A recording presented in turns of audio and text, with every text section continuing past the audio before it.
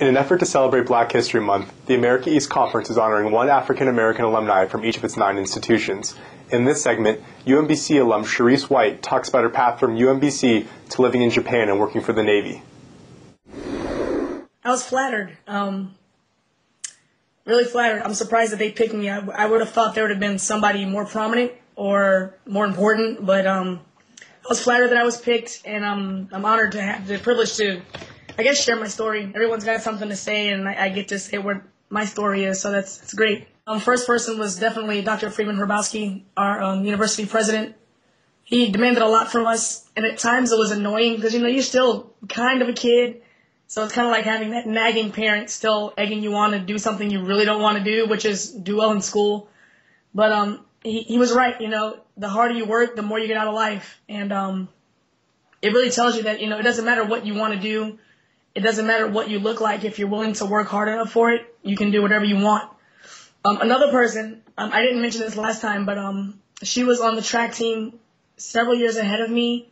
She was also on the scholarship program. Her name is Olitha Minto.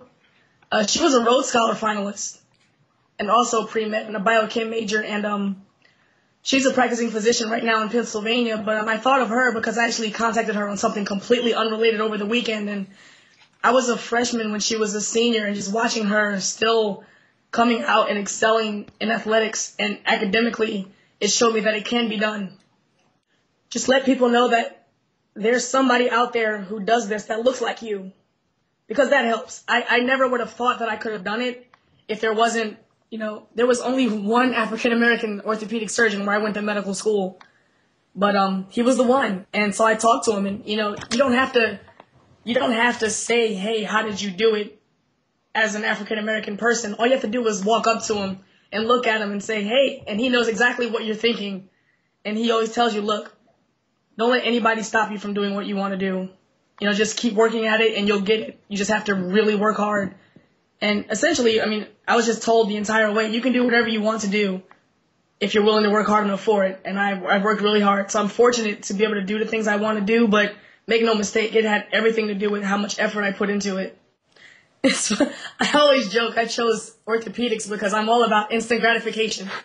I want my patients to get better now, like right now. Whereas, other fields of medicine, like internal medicine, you have to change a medication and wait and see how it does, or change something and wait and see how it does. And orthopedics is one of the few things you can do something and see the results like relatively quickly. And my favorite example is a patient I operated on, and 2 weeks later, I took his stitches out. A week after that, I saw him at the gym. And I didn't recognize him because I thought there's no way somebody I just operated on would be at the gym. And he was on the elliptical machine, and I looked at him, and he looked at me, and he walks up to me and shows me his knee, and I'm like, oh my God. And he goes, yeah, I feel great. Thanks a lot. And so I'm like in the gym dumbfounded going, I fixed him. This is great. So I get that satisfaction specifically from orthopedics that you may not get from other specialties. I knew I always wanted to be a doctor. I think most of it was because my parents beat it into me. And then I just kind of rode with it. In high school, science and math were the only things I was really exceptional at. And it came easy to me, so that helped.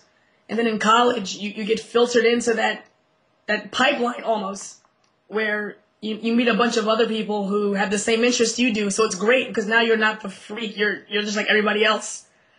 And I started medical school saying there was no way I was going to be a surgeon. I just didn't think I could do it. And I actually wanted to do primary care, family practice. And I did my first clinical rotation in internal medicine and absolutely hated it. I just couldn't. I went home and cried because I was like, oh my God, I spent all this time and now I have no idea what I want to be. And when you're in medical school, they make you go through all the specialties. And when I got to orthopedics, I was like, this is it. This is what I want to do. So it was kind of almost process of elimination. I didn't like anything else. My passport looks awesome. I got stamps from everywhere and everything. But as far as, as far as being in the military, traveling is one of the benefits. It can be a detriment depending on how you look at it, but I see it as a positive. Yeah, you're on the other side of the world from everyone, and it's kind of an inconvenience, time zone differences, and trying to remember when to call the family and not wake them up.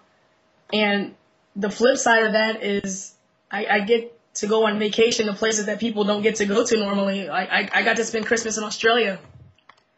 And last year I spent Christmas in Hong Kong, and I'll probably never do that again. But I can do that now because from here, all those places are relatively close. So that's a benefit. As far as Afghanistan, I don't know if that was, it's almost equivocal. It wasn't good, it wasn't bad, it's part of my job and I had to do it. And so I did it. And it was just almost surreal that you had a hand in something like that. And it was a very unique experience. I couldn't describe it to you. It was just something you have to experience. I'm grateful for the experience, but I'm hopeful to never do it again.